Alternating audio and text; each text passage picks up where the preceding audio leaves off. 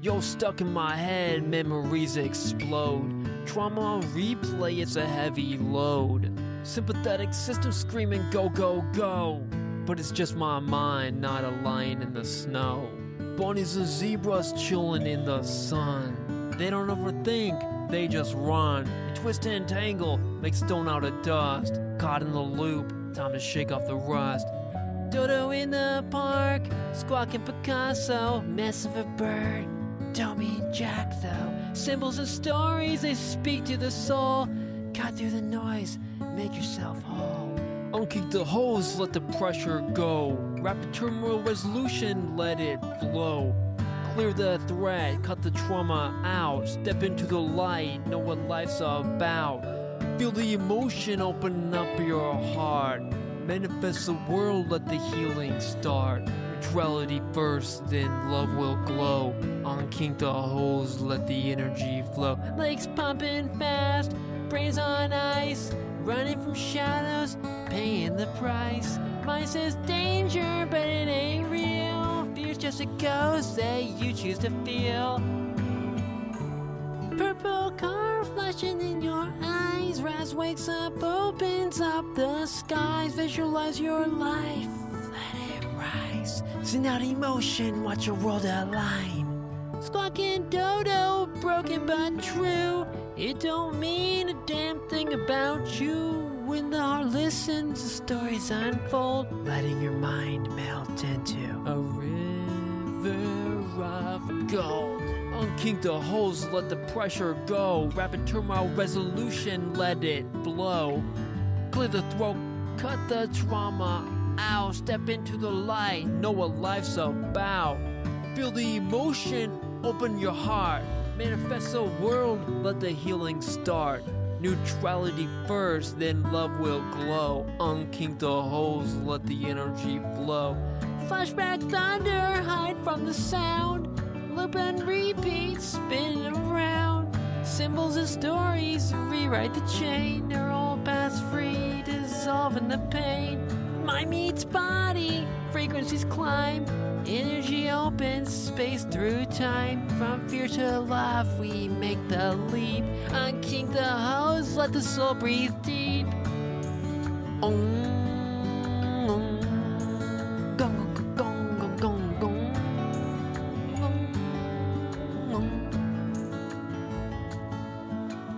Unkink the hose, let the pressure go. Rapid turmoil resolution, let it flow. Clear the threat, cut the trauma out. Step into the light, know what life's about.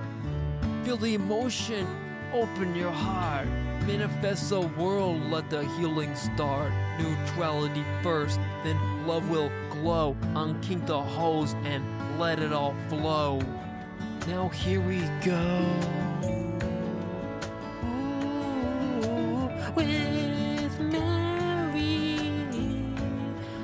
Mary Petto, Mary Petto, Mary Petto. Here we go. Conversation about rapid turmoil resolution. Hello, Mary. Mary Petto. Welcome on to the Brain Shaman Show. Open your mind, open your heart, into the sky, fly through the stars. Ooh, do.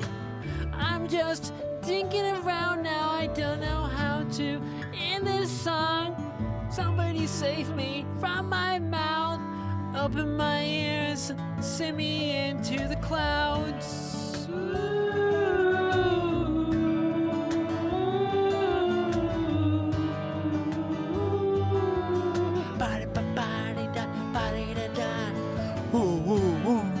Here we go, get pimped up, pumped up, not pimped down. That's not what we're about. My mouth just keeps flowing like the river in my heart. Like the sky above the stars that you're about to enter. So clear out the mind, clear out the trauma, clear out the past. into the future with my guest, Mary Petto. Or is it Petto? I don't know. We don't know. Where's the conversation gonna go? Let's start the show. So you're helping people in various ways, people with all kinds of problems, and trauma seems to be one of the core features of a lot of these people. So let's talk about, what is trauma? So, what is trauma? The whole basis of what I do, rapid turmoil resolution, is based on the understanding that emotional turmoil, our thoughts, emotions, behaviors, are generated from a place different from where we experience them. And three people can experience the same exact moment, witness something, get hurt by something, but all react in different ways. Some may have forever have reactions to something similar that makes them resonate, that they might resonate with in trauma. Others might just regard it and remember it neutrally and be able to tell the story without any emotional or visceral reaction. So, trauma is when the imprint of whatever it was gets stuck in inner mind, in the subconscious. And what's happening is it's blowing up so that it overtakes anything else that a person might be thinking about or engaged in. It overcomes all that and becomes really large. And there's lots of primordial reasons for this. It's just the way we were built. We share this sympathetic and parasympathetic nervous system with the animal kingdom.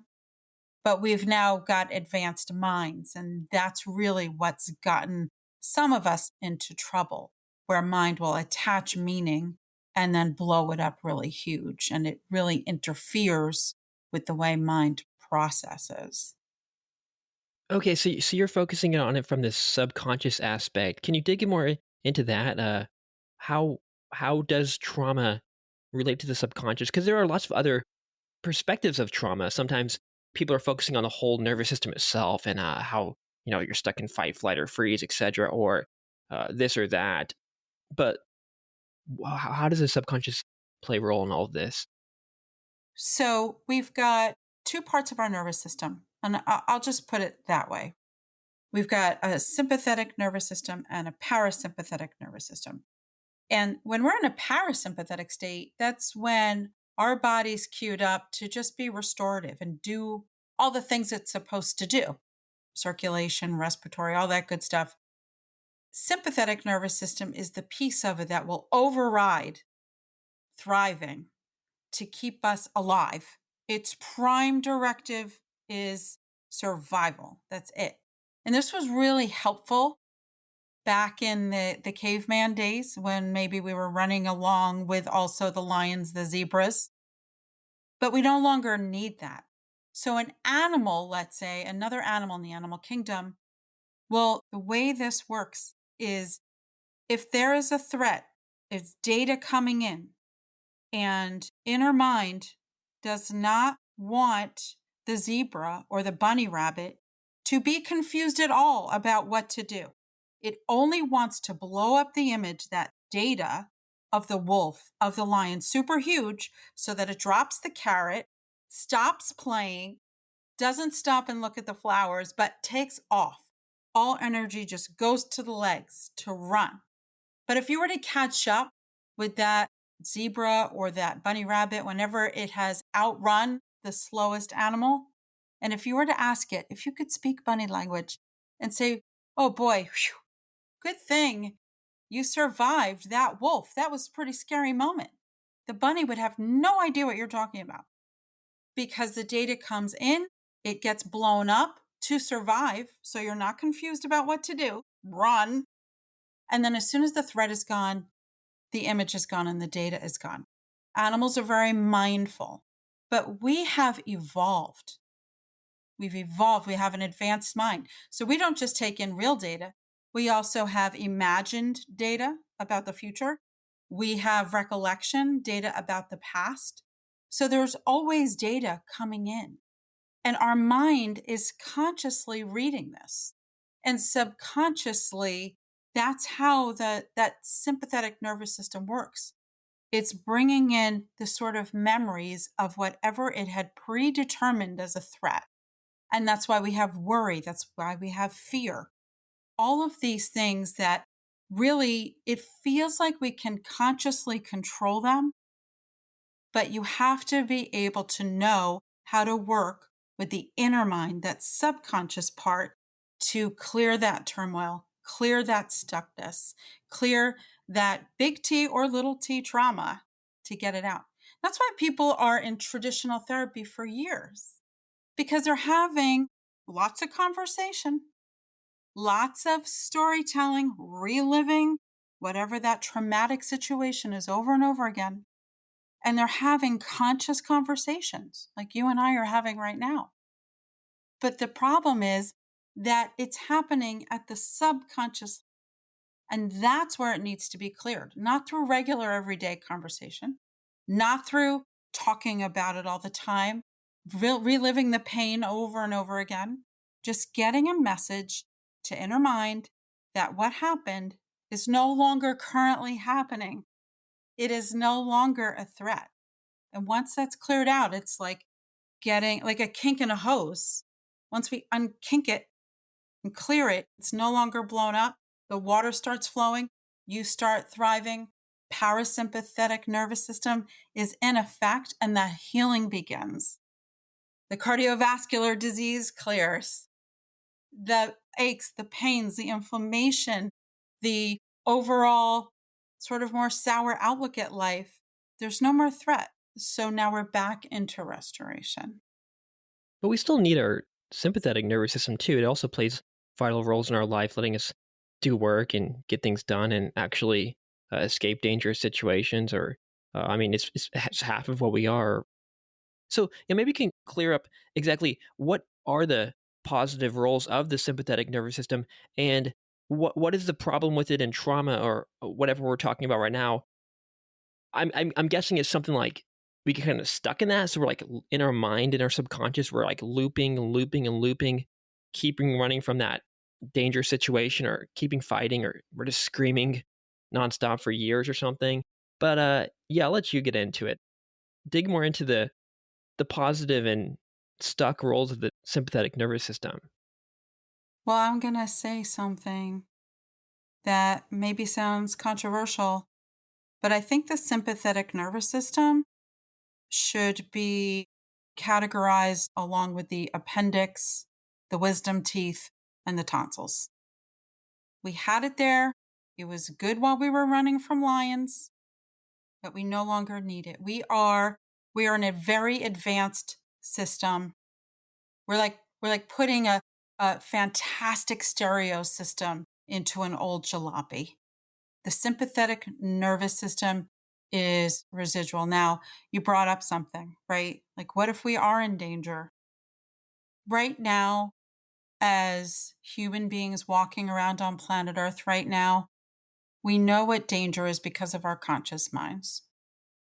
We know not to cross the street. We experience almost getting hit by a car once. We remember it. We don't need to be frightened to not walk into traffic. We have advanced minds. So, it's well-intentioned part of who we are.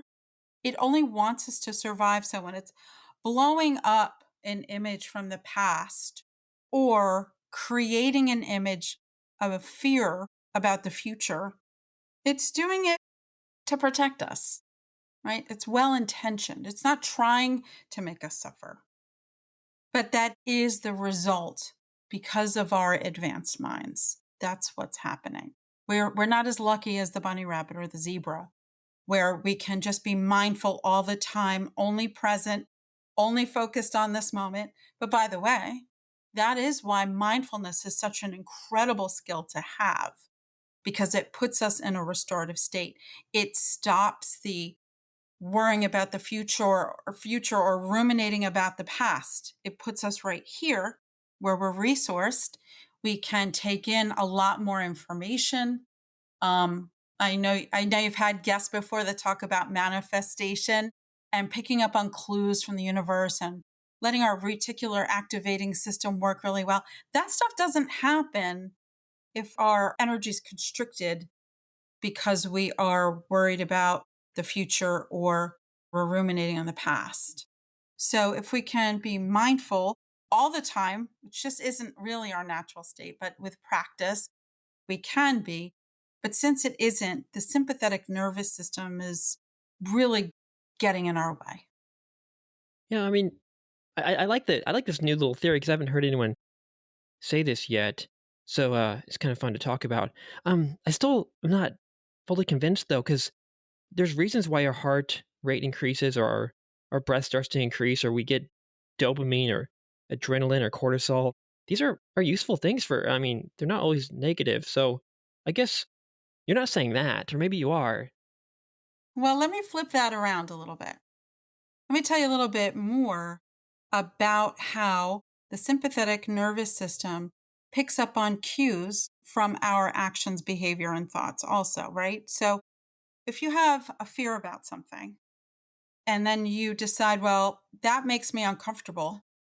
Let's say it's speaking or going to parties. Let's just say it's a social anxiety.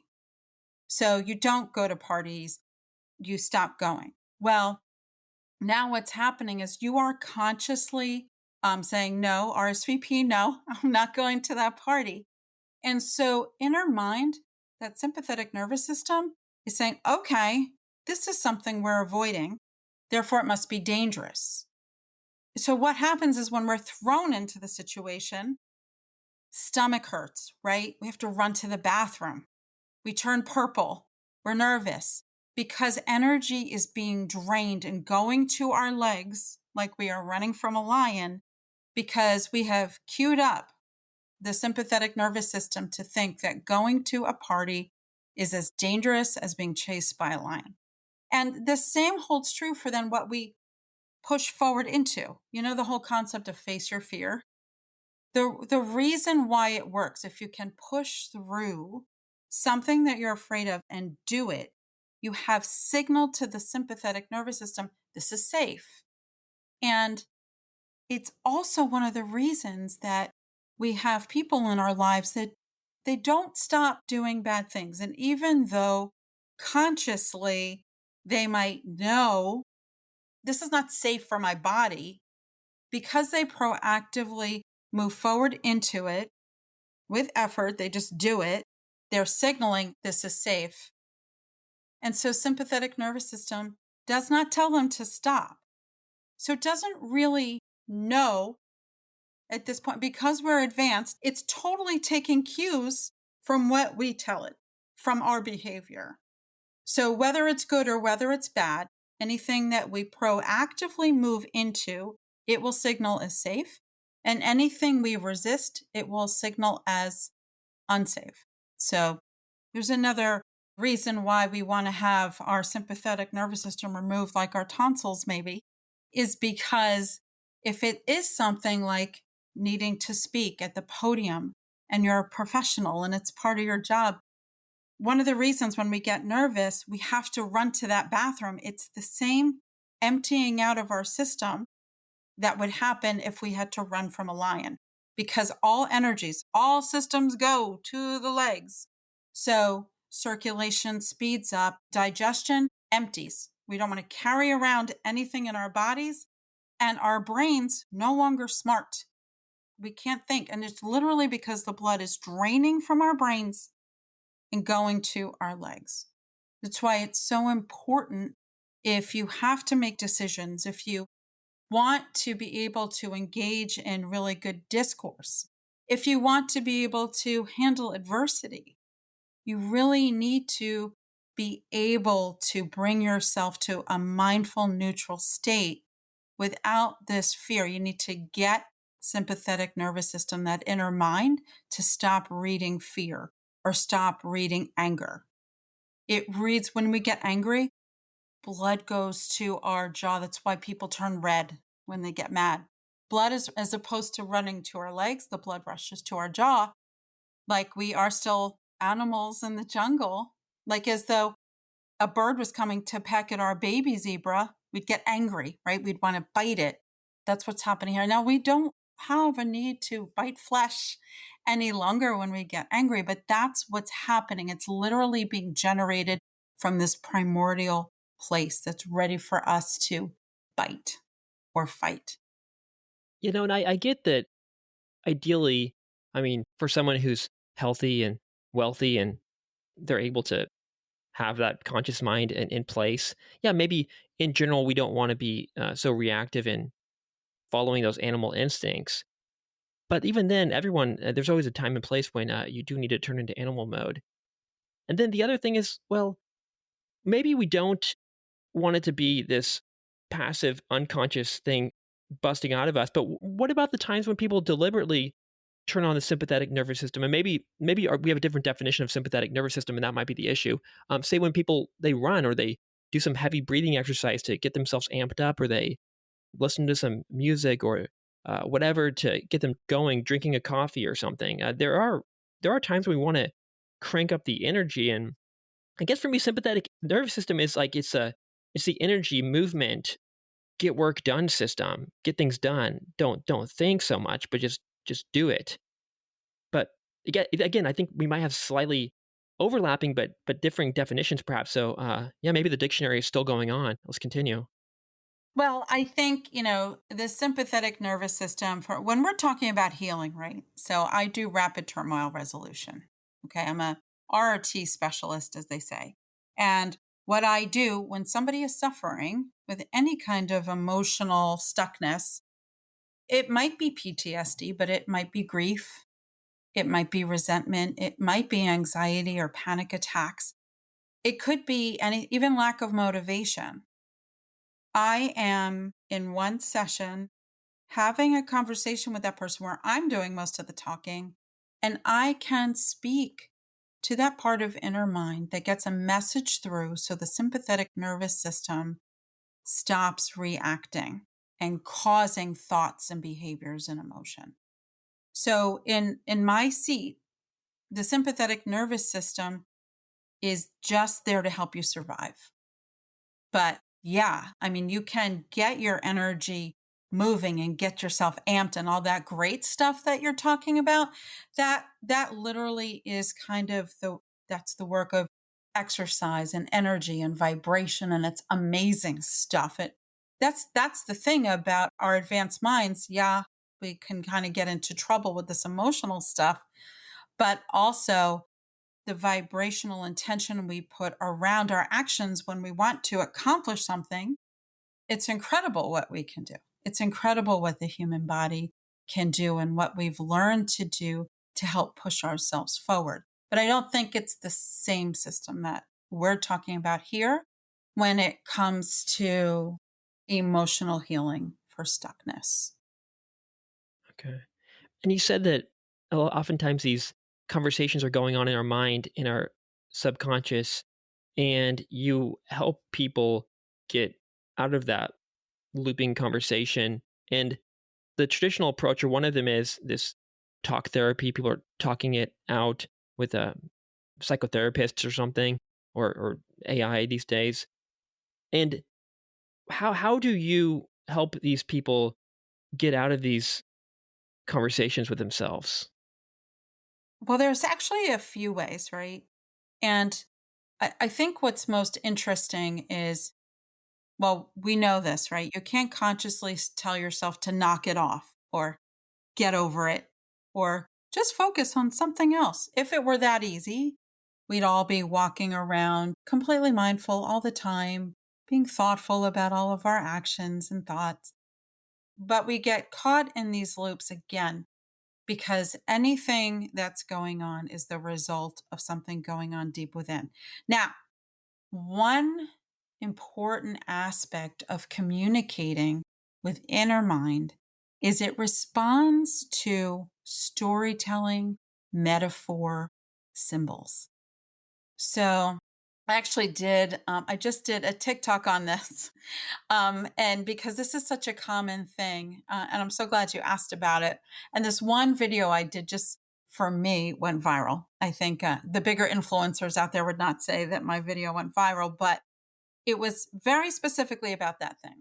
So you're in this conversation with somebody, they say some shit, and you're like, but like you don't even know what to say. And then you walk away, and then you're like, damn, I should have said this. I should have said that. And how dare he? And what does he think? And you stay up all night rehashing the conversation, and you're trying to, you just keep talking about in your brain what you should have said and how dare they. It just keeps going. You wake up with it. And so, we have to stop this loop because we can't focus on whatever it is, the issues at hand, getting through the day, going to work, loving our friends and our family members because we're here. We don't see, we're actually blind to what's going on around us when we are preoccupied like this. So it's not just annoying, it's bad for us. We're not in a restorative state. So I will tell you, here's one trick and an example of how you can stop the loop. First, the reason it's happening is because inner mind is sensing threat. And at our primordial level, we don't want to be kicked out of a tribe. And if somebody's being adversarial with us, we risk not being able to survive, getting kicked out of the tribe, being kicked out of the clan, or however you want to call it, being the slowest zebra that the lion eats. And so in our mind, that sympathetic nervous system causes us, it blows up, and it thinks it's happening now, and it's trying to get us to do better in the conversation, be the alpha in the past. That's why we can't stop looping. Mind thinks we're there because it was a threat. So now it's like, it's happening. Here's what you should say. And it thinks it's going to make progress. And it's painful because there's no progress to be made. That conversation doesn't exist anymore. So we're going to give it a message that it's in the past and it's not even a threat. As a matter of fact, it's a blip. It's a conversation. It doesn't even matter. It's irrelevant.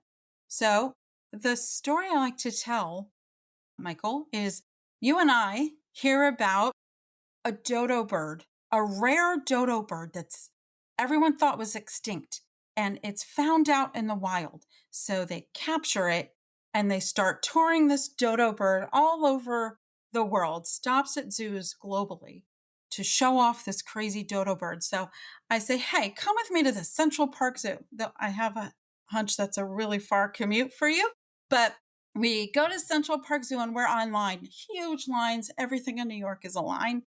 And so we're just kind of chit-chatting, and the line's kind of moving decently like at Disney. And as we're moving along the line, we hear this horrible squawking. It's ear piercing, but it's like off in the distance. And we're like, ew, what's that? But we keep talking. Then we move further in the line, and that squawking is getting louder and louder. And as we turn around a corner to where we have a view of the dodo bird up ahead, not only do we realize that these horrible sounds are coming out of this bird, but it is ugly. Its eyes are not in the right place. It looks like a Picasso. The colors are ugly. It's just different shades of gray. Its feathers are flying everywhere. It's just a mess of a bird squawking, doing all these things. And I say to you, Michael, this dodo bird behaving this way, looking this way, acting this way, what does it mean?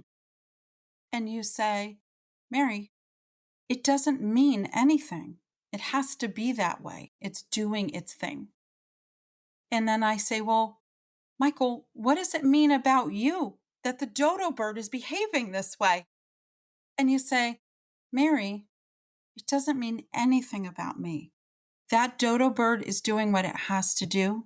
It means nothing about me. So now I say to you, well, that person that said those really horrible things and behaved in a way that was not appropriate, what does that mean about you? And you say nothing. And that's correct. The person is a dodo bird, as might as well be a dodo bird. He has to do what he is doing and behave the way he's behaving because of all kinds of causes, be they genetic, environmental, whatever it is, things that happened to him that day. He's a dodo bird. It means nothing about you. And once we have that conversation, and once you start looking at your adversaries that way, when there's been a conflict or something like that, inner mind no longer sees a threat. It sees a dodo bird and recognizes that it has no meaning to you. So there's no more loop. It puts it in the past where you can remember it neutrally. We're not trying to forget that it happened necessarily or forget the person. It just no longer has meaning. So it's no longer blowing up like a threat, and we're no longer caught in a loop trying to have a conversation that doesn't exist. And I see what you did there. You pulled out those stories and metaphors and symbols that you say are so powerful. So maybe you could talk more on those. Yeah, well, that really is kind of the key to my rapid turmoil resolution session. And it's why I am able to clear something for someone that they haven't been able to clear for years. Why it unkinks the hose. Why any meaning that was attached to it that made mind think that it's in a threat or there's a problem or it's trying to get you to do something it no longer needs to try to get you to do. And so in a session, in a private one-on-one rapid turmoil resolution session, I do all the work.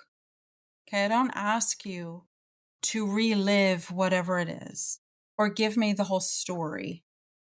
I'm going to ask you a few questions. I'm going to ask you to participate a little bit, but we're going to have this moment like you're getting a haircut where the barber takes the scissors and cuts your hair. I am the person clearing out your stuckness and your turmoil. There's no more of this. You have to take responsibility for your healing.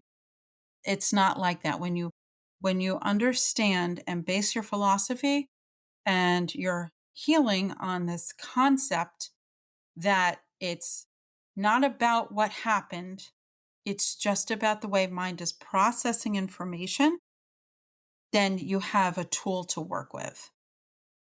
It's interesting. It seems like you're partly grossed out by all this, like, as I am, manifestation stuff, but at the same time, you're leveraging it and you believe in it. So, yeah, maybe you could talk about that piece. And yeah, I did have a guest or two on all this manifestation stuff, but I mean, I'm one of these, like, I get this like yuck feeling in my throat whenever I hear the word. It just feels like, I don't know, it feels like bullshit or something. But then maybe you can clear up why it's not bullshit, or what is the bullshit in that whole world. Because it seems like you're kind of somewhere in the middle in there. You're not pure on this side of the spectrum, but I don't know. I'll let you get into that because that's another sort of thing I saw when I was preparing for this interview. I was looking at all your stuff, and there's this rapid turmoil resolution stuff, but then there's all this manifestation stuff, this vibration, it's, the secret kind of stuff, which I was like, oh God, I'm not gonna become that kind of podcast. But at the same time, like, I mean, you know, when you feel a little bit disgust or fear or whatever negative emotion towards something, maybe I've learned, let's go in there, let's see what it is, and oftentimes it's something much more beautiful than you thought in the beginning. So yeah, let's talk a little bit about that. Okay, well that's really open and generous of you.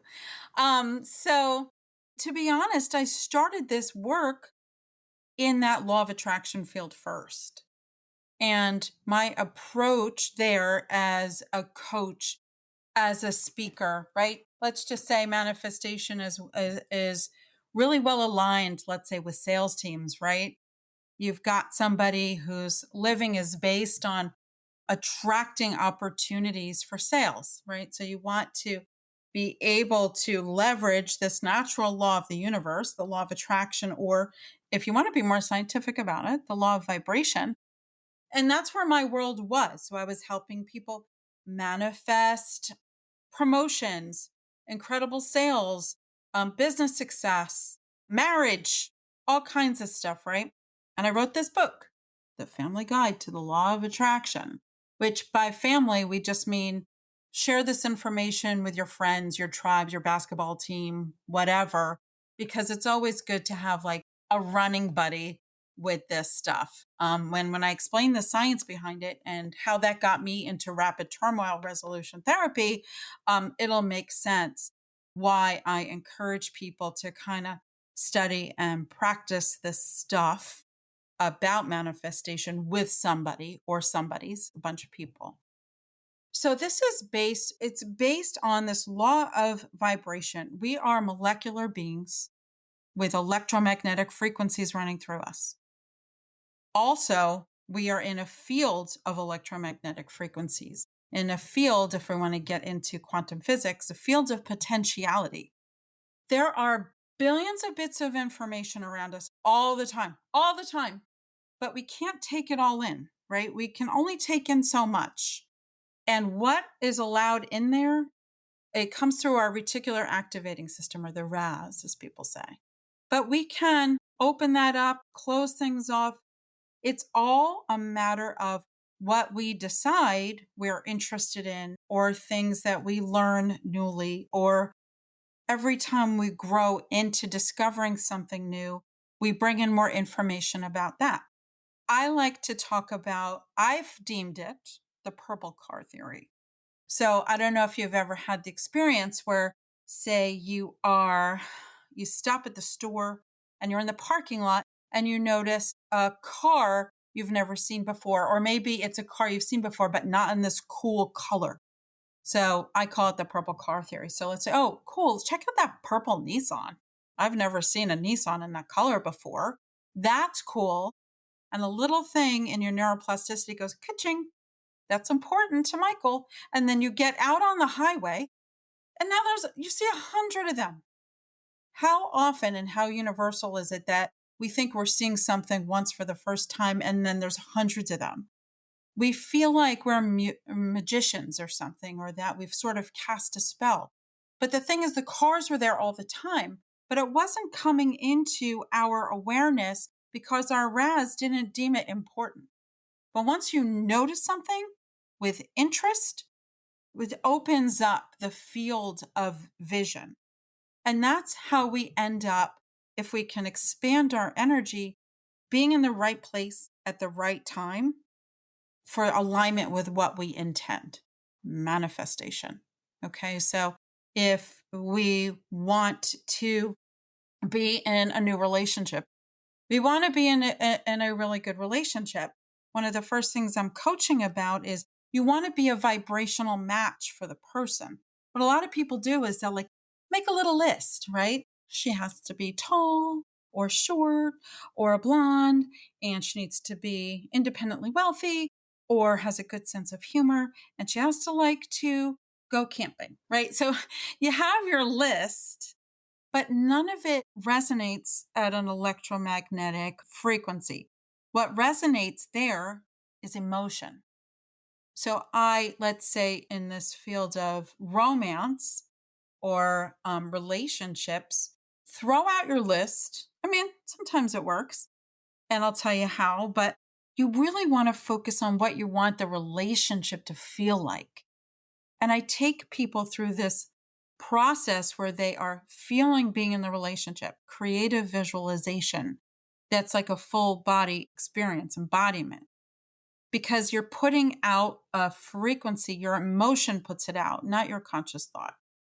And when you put out that emotion, that's what's going to resonate back. Your reticular activating system is going to open up and it will lead you to where you need to go. Now, the other component of that, which is really important, is being open to possibilities.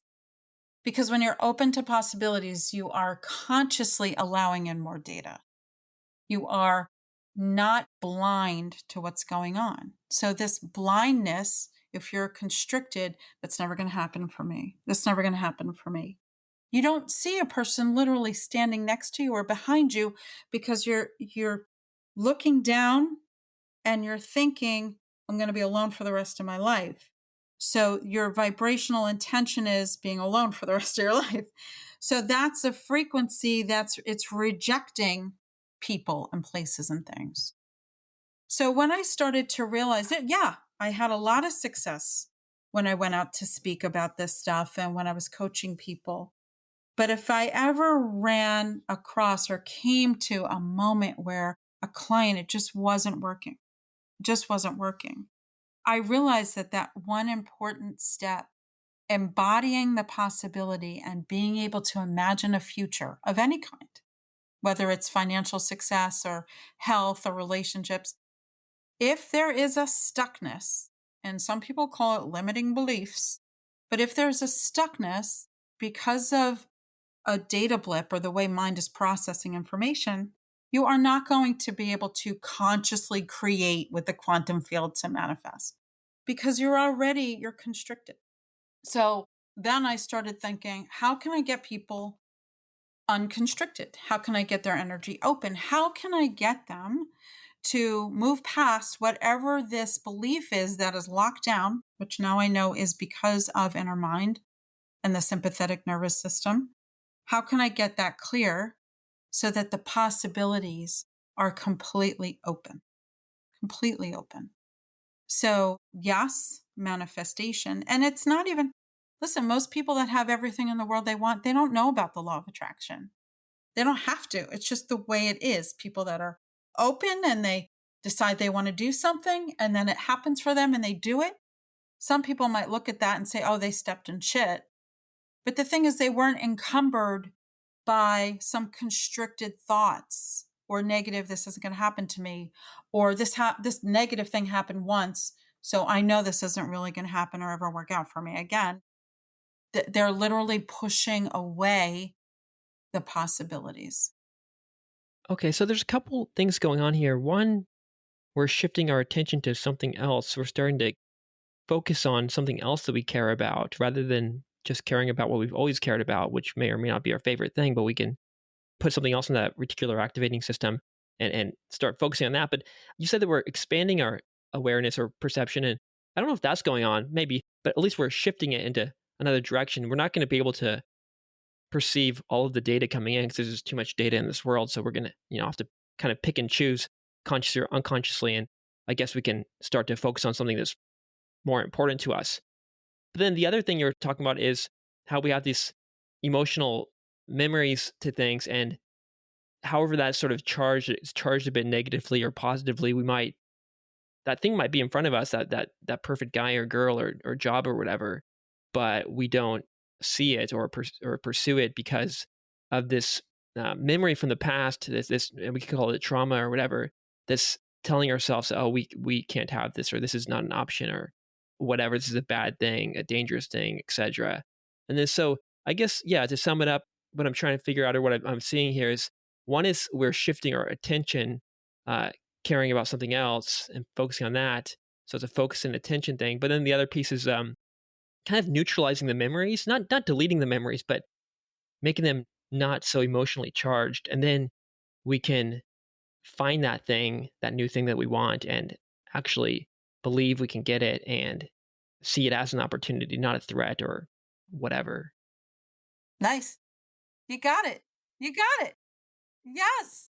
I'm gonna show you this. This is on page 67 of my book, which is published with my actual doodles, like right there. So this is for your listeners. It's an inverted triangle, and of course, down at the bottom of the point is where our energy is constricted, and that's where there's like very little possibility of anything that we consciously want happening, and that's in these emotional states of shame and guilt and fear and anger.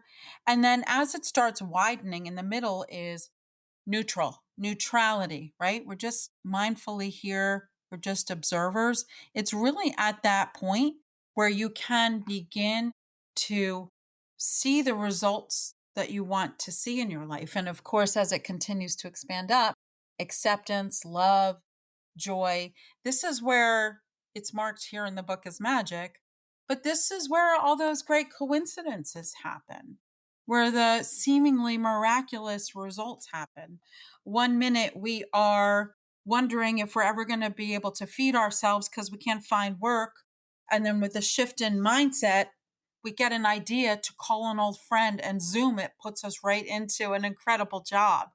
Like, you can't think about opportunities like, oh, maybe I should call that friend that I recall know somebody in the business that I want to be in. You don't have these seemingly logical strategic thoughts when you're in a constricted place. When you're in fear, again, blood is rushing away from your brain. So imagine if you can get yourself even just to neutral, right? We're not saying you got to be happy, kumbaya, life is good.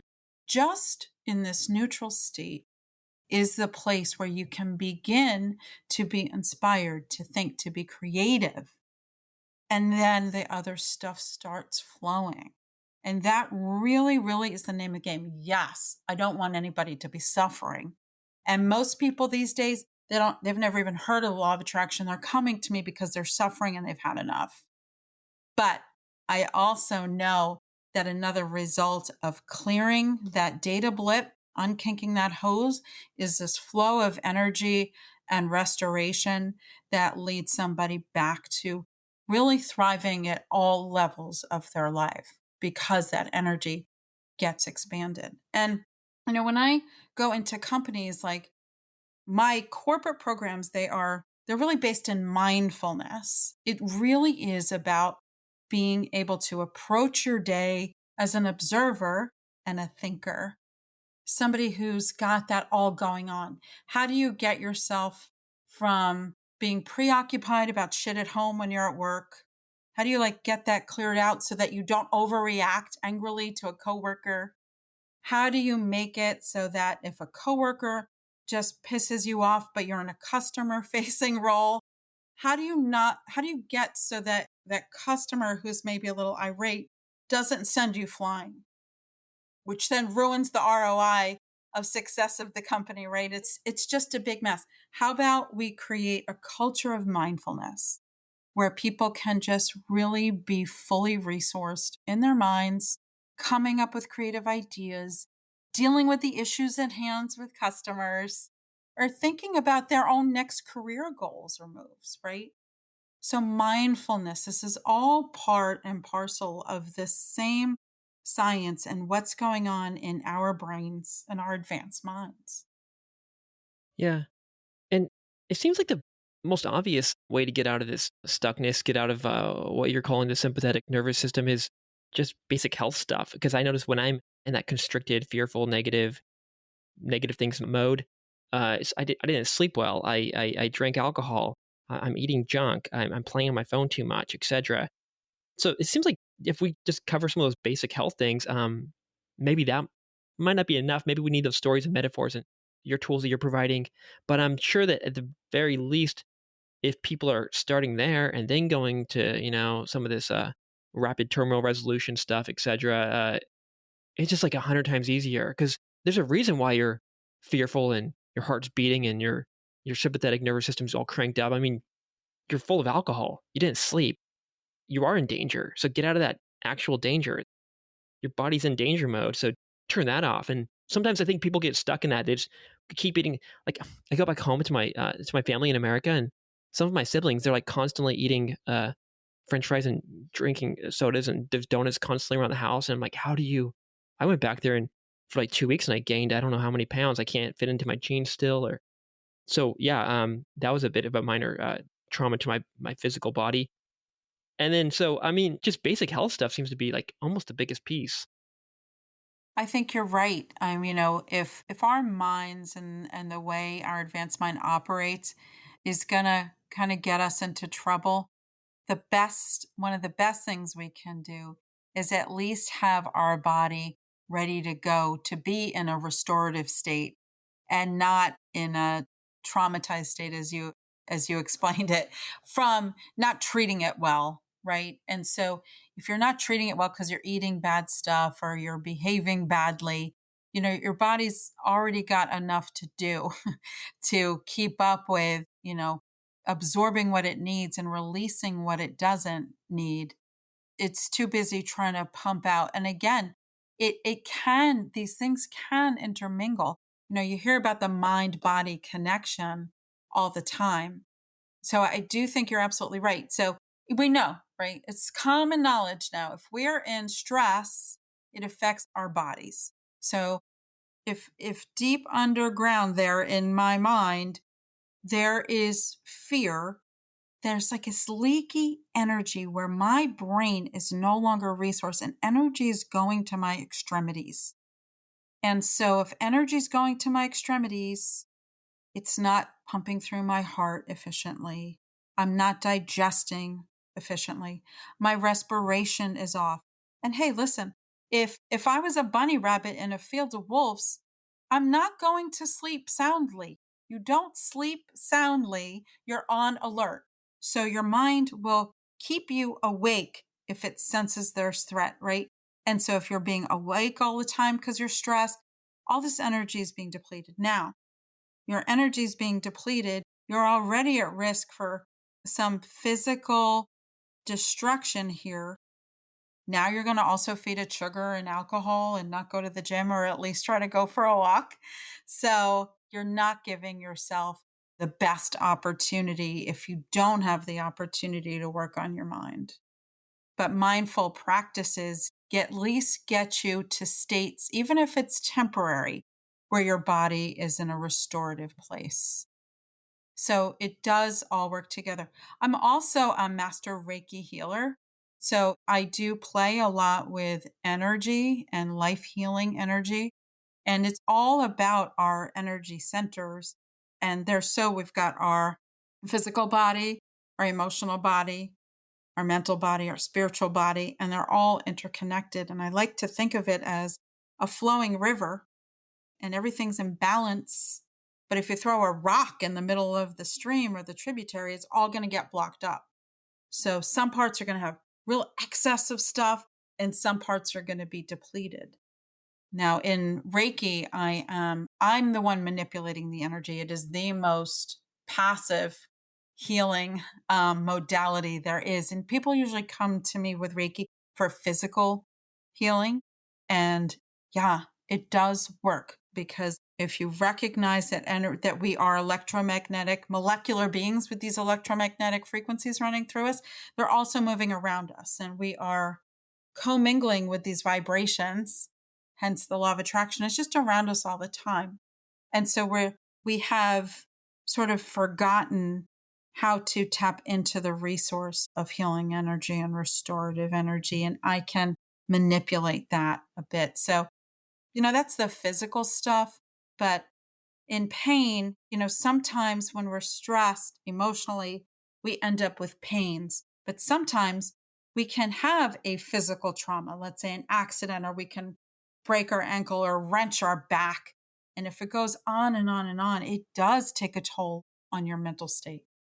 So everything's connected. You can have mental anguish from physical pain, or you can have physical pain from mental anguish. And then your whole vibrational frequency is off and things start to not go well, right? What else bad can happen to me? What else bad can happen to me? And it's just sort of like this domino effect, but you can start to write the dominoes. When you fix any area, there's always opportunity to do it and do it fast. I mean, we overcomplicate stuff. Years and years of therapy, talking out, label things, you're narcissist, you're depressed, you're bipolar, you're addictive, you're blah. Or there's a blip in the way mind is processing, let's clear it. Simple. And when our body's in that tight, dark physiological state, it seems like all the past traumas, these memories, all those little beasts start to wake up, and you're normally you might be in your good, healthy physiological state when you're sleeping well and you're eating well and you're not drinking alcohol, etc. You might be like a really, really good person, but suddenly you didn't sleep and you're hungover and whatever, eating all this junk and whatever, and then like you're just so sensitive, like that fear of rejection pops back up, or all those like that 13-year-old boy just reemerges and you're starting like to become all homicidal or whatever. Like, what the hell just happened to this guy? So it's interesting too how the physiological side of it literally it can like re-trigger or reawaken these dark things from our past to things that we thought we got rid of. And then maybe conversely, if we're taking care of ourselves physically, then maybe we don't get rid of the traumas, but we kind of do neutralize them, or we forget about them or put them in the closet or whatever for a bit. Yeah, then it's kind of this back and forth feedback loop. And then you start to not be focusing on these negative things from the past or seeing them or perceiving them as negative. So then, I don't know, it's like a weird destruction creation kind of battle going on inside of ourselves, like the whole Star Wars thing. That's how it feels sometimes. Like you're like, okay, I'm on the light side right now, and I'm on the dark side, and once you get stuck on one side, you're just like the body, the mind, it all just kind of goes there. Yeah, you start feeling like shit, you start thinking like shit, and then the way you're thinking starts resonating with some stuff that was stored in the back that maybe wasn't too cool, man. But the way you're feeling is resonating. I'll give this example of, let's say you've got a veteran who was in the war and a bomb had blown up next to him and killed his buddy. And it's years later and he's at a party with a bunch of people and it's the 4th of July and there's fireworks go off, some kind of explosion, and he dives under a couch. Now, fireworks didn't kill his friend. The incident that happened was many years earlier, but this is that sympathetic nervous system. It was a loud noise, right? So deep, deep in here is that stuck, blown up memory, and its sympathetic nervous system now knows that the bomb is a threat. Now, years later, there's a kaboom, fireworks, and it happens here, but it shakes down here. And so it comes up to the top and it causes the behavior of diving under the couch to flee to safety, uncontrolled. Now, this is a really smart guy. He knows he's in his friend's living room. There's no war happening, and it is the 4th of July. Now, friend on the couch happened to be there at the same time, and maybe he flinches. Maybe he just flinches when the fireworks go off, and he'll say maybe something like, "Oof, that sound reminds me of a bomb that went off when our buddy got killed. I don't like it." But he can tell the story with neutrality. He's in a better position than the other friend who you would say he experienced trauma and he's got PTSD, because when something even slightly similar happens here, it resonates here and causes a behavior. So we're going to get into his inner mind and clear that blip so that he can be more like his friend on the chair who just says, I don't like it, but he's functioning and it's not getting in the way of his life and how he lives. What are your thoughts on some of these other ways that other tools that people are using to release trauma? There's, for example, this kind of exposure therapy where you put people back into that, experience. It could be actually doing it bit by bit, or it could be through virtual reality or something like that, at least in the future. And then there's psychedelics. People are using things like MDMA or ketamine or psilocybin, etc. I imagine this is not your territory, but do you have any thoughts on some of these tools or other ones that I did not mention? Yeah. Well, we covered, listen, I don't want to bash traditional therapy or therapists because I do believe that there's a role for that and that's helpful for a lot of people. But acute suffering that doesn't get clear, talk therapy is just like exposure therapy, which I am very much against. Forcing somebody to relive pain when the pain is only being relived because of the problem, because of the stuckness in the inner mind. So you're just hurting that person over and over again for no reason. And I do not believe that that is how you clear it out. In terms of the psychedelics and things like that, you're right. I'm not an expert on that.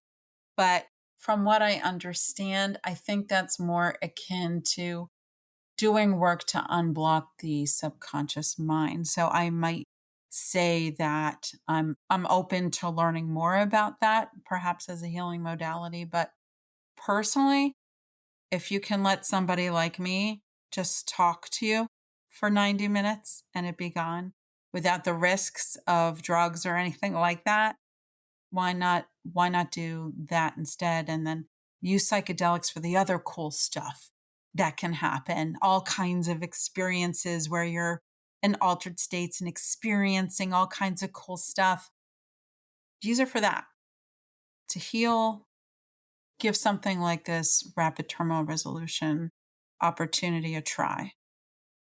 Well, it makes sense why the psychedelic therapy is not people just doing it recreationally. It's usually together with a therapist or something, being there with them. So maybe the potential power of these psychedelics could be that it's not just pure reliving the experience, just talking to the therapist, etc. It's more of like what happens in dreams. We're re-experiencing this thing, but there's no emotional valence to it. The serotonin that's being flooded into your brain, the ways that things are connected when you're on some of these psychedelics, say you're just full of serotonin with LSD or with mushrooms, and then with MDMA, you're just full of compassion and love.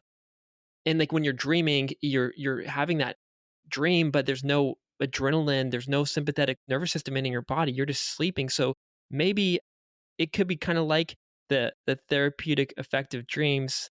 Possibly some of these substances could let you kind of relive it consciously while awake, with kind of stripping the emotion or at least a negative emotion away from it. So, I mean, I've had a lot of help with psilocybin mushrooms. They've definitely, each time I feel like past traumas have been woken up, and then I'm like, wow, I can see it for what it was, and it was just that crazy dodo bird, and it's fine now. I'll see that experience of like this time in high school, and these kids are like running away from me and laughing at me or whatever, and then I'm like, okay, that little conversation about, or a bunch of conversations about those kinds of experiences where you're feeling rejected or whatever, alone or whatever. You're like, it's fine. So yeah, the point is, if there is a point of simulation therapy, reliving the experience, then yeah, you probably don't want the emotion there attached to it. That's just gonna be terrible. I was talking to this firefighter, and we were talking about this, and he was also talking about how he hates the talk therapy. He said all of the firefighters in his team there in New York, they hate it. It doesn't work. It just makes him more angry, which it makes sense because they're just reliving the trauma. So that's not the way for certain people who are like extra emotionally charged, perhaps. Well, yeah, what the firefighters are saying makes sense. I'm based in New Jersey. 9/11 still very much resonates throughout the extended community here. I do a lot of work with law enforcement officers. I've worked with veterans and PTSD. And yeah, I mean, usually they come to me as a last resort when the therapy hasn't worked, and they get a tremendous amount of relief. And I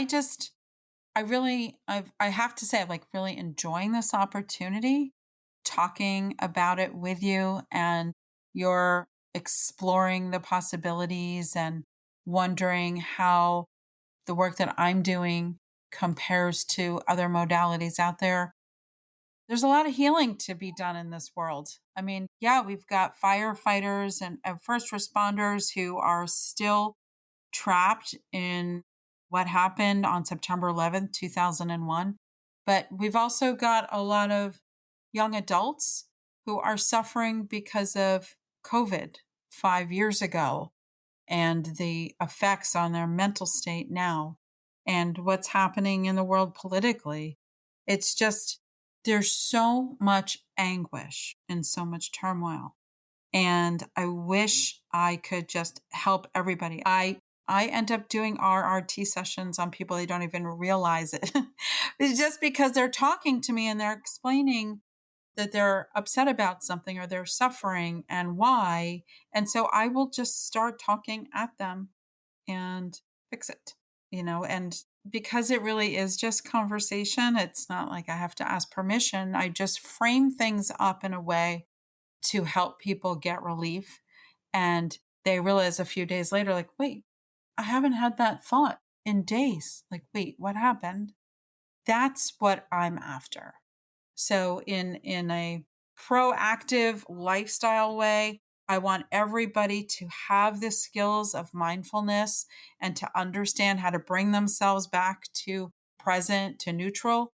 And then I also want to be able to help those who are really suffering to clear up that stuckness, that blip, that point of turmoil. And it's so easy. And I just hate for things to be so complicated when they're not. And that's how I feel about it. Hey, and I don't know if this is an appropriate time to bring it up, but I have a little gift for your listeners. I have something called, it's just this little tool called the Loop Locator. And if you've ever been spiraling in anger or grief or heartbreak, shame or fear, I hope by now, your listeners are beginning to internalize that the nervous system isn't sabotaging you. It's just stuck in a loop. And so the loop locator is like a guide. It helps you find where that loop lives and what to do about it. So it will help you find the signal your mind's been replaying and show you how we can clear it together. So you have to go to my secret web address, which is portablevisions.com/gift. Portablevisions.com/gift. If anybody's interested in that, and it is kind of like a pre-session opportunity that I think if people go through this, if they've been suffering, they'll already start to feel relief just by doing this without even needing to see me. So it's just a little something that I wanted to throw out there. Like I said, I'm preoccupied with how many people are suffering. And so, that's what motivates me to just kind of keep going. Yeah, and you described your process as one of where the person or client is not really doing anything. You're just sort of talking and they're listening. So it makes me wonder how much is added by you being there, or could someone just do this by listening to some kind of audio tape, or there's this gift that you provided, or something like that. It's almost like the difference between being there with a therapist or just having some like hypnosis thing in your ears or something like that. Well, you teed up the next thing I'm going to launch, which really is a set of audio files. And it's not really personalized, but it will be a library that kind of covers things that might be bothering you. So if it's what to do if you're in a loop where you keep repeating a conversation and what you should have said, what to do if you are angry, what to do if you are in a state of grief, or what to do if you're preoccupied with the concept that something should not have happened. So you can't let go of it. That shouldn't have happened. Or you're angry about this thing that shouldn't have happened. So, like all of these kind of universal stucknesses and loops we get in, I will be soon releasing recordings where you don't need to meet with me personally. And then when you are meeting with people personally, what output is coming from them? Because it can't be just you. Otherwise, you are just a CD, basically at that point, slash a loving being there in their presence. But what are they adding to the process to help? How does it make it easier when they're there in person? And by in person, it means virtual, by the way. Yeah. So, like in real time, yeah, we're having a conversation. Well, I do have to ask some questions, but I just want to get right to the root of what would you like the outcome of today? We start with what is the outcome you're looking for from today's session? What is the outcome, right? Not just kind of coming in and starting to tell me a story about something in the past. So I get that answer as clear as it can be. I make sure that I have full comprehension and understanding of what that outcome is going to be before I begin talking further. I let the client lead the way there. That's how it starts. And then I will ask the person to maybe do some things physically, just a little bit. I might ask them to hold their hands a certain way. I might ask them to repeat some things back to me or to practice saying things in a certain way. And just by saying things out loud, again, right, consciously saying or doing things signals certain things to the brain. We're working with symbols and metaphors. So I'll tell stories. And it's all about that sort of state of consciousness when you're having a good time. And we do have a good time. We have a great time very often in these sessions. It's gentle, it's natural, it's conversational, but like I said, I do most of the talking. Not all of the talking, but most of the talking. Yeah. Well, it's great what you're doing because there's enough things battling us in the other direction, social media and phones and all this junk food. And yeah, I was kind of praising psychedelics, but there are like so many very dangerous drugs out there, and even those could be dangerous too for some people. Just as people are suffering mentally very badly, and it's particularly the youth, as you mentioned, it wasn't just COVID, but they're also like living through this weird smartphone, social media age, and more political stuff, etc. So yeah, the more the merrier. The more of us just trying to figure it out, and we're not going to have it perfect, but yeah, helping a few people. And thank you for coming on and teaching us about this. This is a fun conversation for me because I got to we did a little devil's advocate thing at the beginning, then we kind of came together, and like I said, I'm normally a bit averse to all this manifestation stuff or whatever, but let's just talk. I think talking is the most fun thing. It doesn't feel good to be, you know, running away and judging and stuff. And like I said, now that we talked, I've sort of neutralized some of that negativity towards that whole world, and now I'm seeing it more clearly for what it is. Oh, okay, we're shifting our attention. We're thinking about what we want, and we're kind of going towards those things. It's not like a magic button or something. It's not just a little scam. I'm gonna start bashing it again. So if people want to talk to you, like learn more about your stuff, get that gift, it's portablevisions.com. Is there anywhere else you recommend they go, or is that pretty much the spot? Yeah, I would say portablevisions.com is where it all hangs out. The secret link, which you won't find on a button there, is portablevisions.com/gift. But yes, just look up Mary Petto on Instagram, on TikTok, on LinkedIn. Yeah, I'm here for it. I'm very reachable. I'm hyper reachable to answer any questions or help anybody.